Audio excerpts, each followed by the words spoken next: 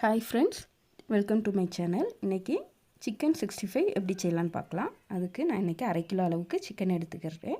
அதை நல்லா வாஷ் பண்ணிக்கோங்க. மஞ்சள் தூள் போட்டு நல்லா வாஷ் பண்ணி இந்த மாதிரி குட்டி குட்டி பீசஸாக எடுத்துக்கோங்க. ரொம்ப போன் இல்லாத மாதிரி நான் இன்றைக்கி எடுத்திருக்கேன். சின்ன சின்ன பீசஸாக கட் பண்ணிக்கோங்க. இது கூடவே 1 டேபிள் ஸ்பூன் இஞ்சி பூண்டு பேஸ்ட் ஆட் பண்ணிக்கோங்க. அடுத்ததாக கொஞ்சமாக கருவேப்பிலையும் கொஞ்சம் குட்டி குட்டியாக கட் பண்ணி சேர்த்துக்கோங்க.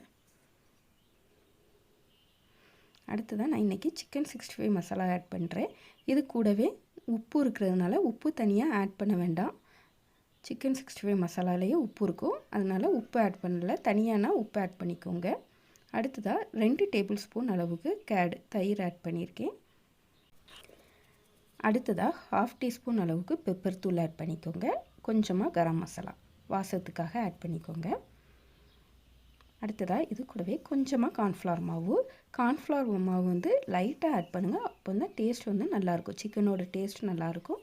அடுத்ததாக முட்டையோட வெள்ளைக்கரு மட்டும், எக் ஒயிட் மட்டும் ஆட் பண்ணியிருக்கேன். மஞ்சக்கரு ஆட் பண்ணாதீங்க, அப்போ சாஃப்டாக நல்லாயிருக்கும்.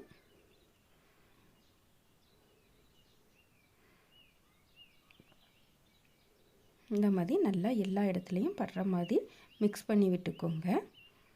இது அப்படியே 1 மணி நேரம் ஊற வச்சிடலாம்.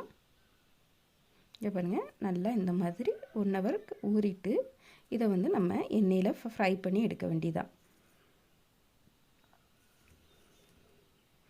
அதுக்கு ஒரு கடாய் வச்சுக்கோங்க. கடாய் நல்லா சூடானதும் தேவையான அளவு எண்ணெய்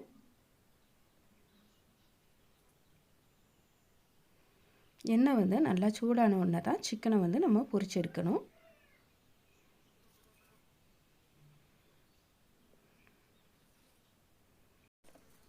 எண்ணெய் நல்லா சூடானோன்னா ஒவ்வொரு பீசஸாக நம்ம போட்டு எடுத்துக்கலாம் சிக்கனை.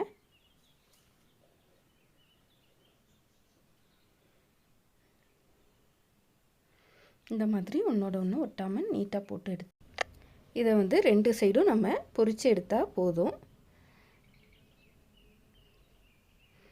2 சைடும் நல்லா பொரித்து ஒரு பிளேட்டில் மாற்றி வச்சுக்கோங்க. அவ்வளோதான், டேஸ்டான சிக்கன் 65 ரெடி ஆகிட்டு நல்லா சாஃப்டாக இருக்கும். இதே மாதிரி நீங்களும் உங்கள் வீட்டில் ட்ரை பண்ணி பாருங்கள். ட்ரை பண்ணி பார்த்துட்டு எப்படி இருந்துச்சுன்னு கீழே கமெண்ட் பண்ணுங்கள். தேங்க்ஸ் ஃபார் வாட்சிங்.